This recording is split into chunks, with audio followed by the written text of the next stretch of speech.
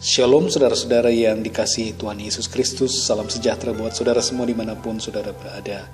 Damai dan sukacita Allah kiranya senantiasa melimpah dalam hati dan kehidupan saudara semua. Saya percaya mujizat Allah pasti senantiasa ada terjadi dalam kehidupan setiap kita yang percaya kepada Tuhan. Pada saat ini kita akan merenungkan kebenaran firman Tuhan tentang kuasa mujizat dalam pengucapan syukur. Sebelumnya mari kita sama-sama berdoa. Bapa di sorga, terima kasih kami mengucap syukur oleh karena kebaikan Tuhan, pertolongan Tuhan, anugerah Tuhan yang begitu berlimpah dalam kehidupan kami sampai hari ini. Kami ada, kami sehat, kami kuat karena Tuhan. Apapun situasi yang saat ini kami alami, kami mengucap syukur karena Engkau selalu ada di balik setiap peristiwa yang kami alami dengan maksud untuk membawa kebaikan bagi kami. Terima kasih ya Tuhan. Terangi hati kami untuk kami dapat mengerti kebenaran firman-Mu.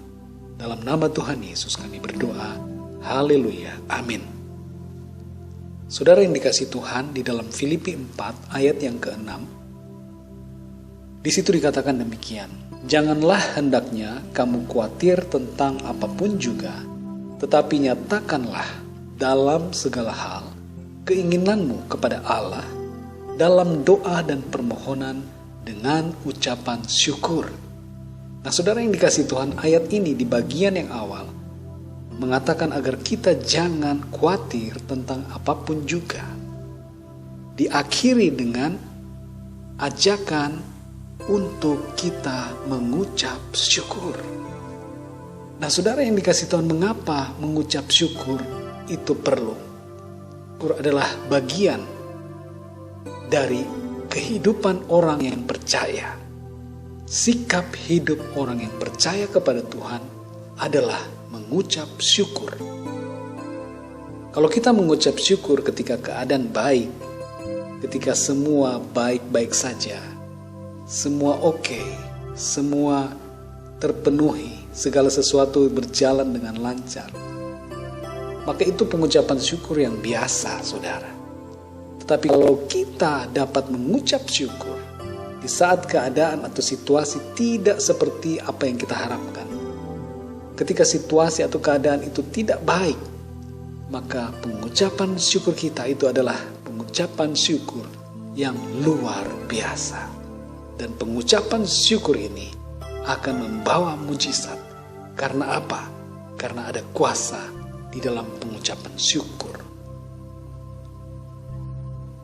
Ayub ketika dia mengalami musibah demi musibah dalam kehidupannya, sampai dia mengalami kehabisan segala harta, kehilangan segala-galanya, dia duduk dalam debu dan dia berkata, Tuhan yang memberi, Tuhan yang mengambil, terpujilah nama Tuhan. Nah saudara yang dikasihi Tuhan, bisakah kita bersikap seperti Ayub ketika segala keadaan, situasi di sekeliling kita, dalam hidup kita menjadi tidak baik? Bisakah kita tetap memuji nama Tuhan, mengucap syukur kepada Tuhan? Bisakah kita seperti demikian saudara? Kalau kita merasa tidak bisa, kita minta ampun kepada Tuhan dan minta Tuhan mampukan kita untuk kita dapat mengucap syukur dalam segala keadaan. Kalau kita bisa mengucap syukur dalam keadaan baik, saudara, itu biasa. Tapi sekali lagi, kalau kita dapat mengucap syukur ketika situasi bertentangan dengan apa yang kita harapkan, situasi tidak baik, maka itu adalah hal yang luar biasa. Nah, saudara yang dikasihi Tuhan, kita dapat melihat gaya hidup dari seorang raja yang bernama Daud. Daud adalah raja yang punya ciri khas yang begitu melekat dalam dirinya. Apa itu saudara? Yaitu mengucap syukur. Daud senang memuji Tuhan. Daud senang mengucap syukur.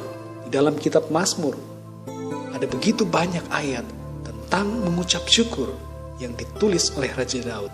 Dan yang luar biasanya saudara, ucapan-ucapan pengucapan syukur itu banyak kali dinaikkan saat Raja Daud sedang mengalami masalah, sedang mengalami pergumulan di dalam kehidupannya.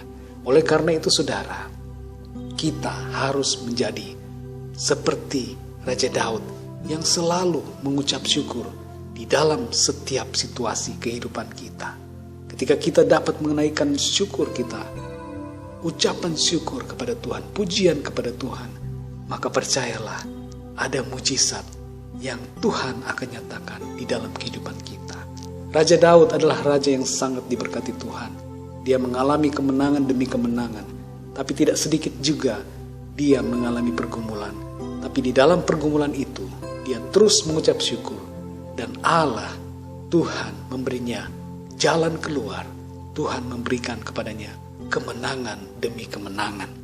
Nah saudara yang dikasihi Tuhan, ada satu contoh lagi di dalam Alkitab Perjanjian Baru yang dinyatakan menjadi teladan bagi kita, yaitu sikap Tuhan Yesus sendiri. Tuhan Yesus yang adalah Allah menjadi manusia. Di dalam kemanusiaannya dia memberikan teladan untuk kita mengucap syukur. Ketika 5.000 orang lebih datang berkerumun mengikuti Tuhan Yesus dan tidak ada makanan, hanya ada 5 roti dan 2 ikan. Saudara, apa yang dikatakan, apa yang dilakukan oleh Tuhan Yesus? Hal yang pertama dia lakukan adalah dia mengucap syukur atas 5 roti dan 2 ikan itu. Dan apa yang terjadi selanjutnya adalah terjadi mujizat pelipat gandaan. Maka saudara yang dikasihi Tuhan, ketika situasi ekonomi, situasi rumah tangga, situasi kehidupan kita sedang berada di bawah, mungkin kelihatannya terpuruk, tetapi saudara, bawa itu kepada Tuhan dan naikkan syukur kita kepada Dia. Pujilah Tuhan, bersyukurlah kepadanya, maka ada kuasa mujizat di dalam pengucapan syukur yang kita naikkan kepada Tuhan. Saya akan membacakan satu ayat yang terakhir, Mazmur 50 ayat yang ke-23. Di situ dikatakan demikian, siapa yang mempersembahkan syukur sebagai korban, ia memuliakan aku. Saudara yang dikasihi Tuhan, kalau saudara bersyukur di tengah-tengah situasi yang menyenangkan, menggembirakan, itu syukur yang biasa. Sekali lagi saya ulangi saudara, itu syukur yang biasa. Tetapi ketika saudara menaikkan syukur di tengah situasi masalahmu, pergumulanmu, penderitaanmu, kesusahanmu, di situ saudara, syukur saudara merupakan suatu korban di hadapan Tuhan. Dan apa yang terjadi saudara? Ayat ini mengatakan, siapa yang mempersembahkan syukur sebagai korban, ia memuliakan aku. Jadi saudara, apa yang akan terjadi kalau Allah dimuliakan dalam hidup kita? Apa yang terjadi kalau mulut kita mengucapkan pujian kepada Tuhan, namanya dimuliakan dalam hidup kita? Apa yang terjadi saudara? Mujizat demi mujizat akan terjadi di dalam kehidupan kita. Saudara yang dikasihi Tuhan, puji Tuhan saudara, biarlah mulai hari ini kita biasakan hidup kita mengucap syukur kepada Tuhan. Pujilah Dia, pujilah namanya, singkirkan segala kekhawatiran. Jangan berupaya macam-macam, karena upaya kita, usaha kita untuk mengusir kekhawatiran kita itu tidak akan ada gunanya. Justru kita akan terus-menerus terikat dan terus-menerus tidak bisa terlepas dari rasa khawatir itu. Oleh karena itu yang harus kita lakukan adalah mengucap syukur kepada Tuhan di tengah-tengah segala situasi, masalah, persoalan yang kita hadapi.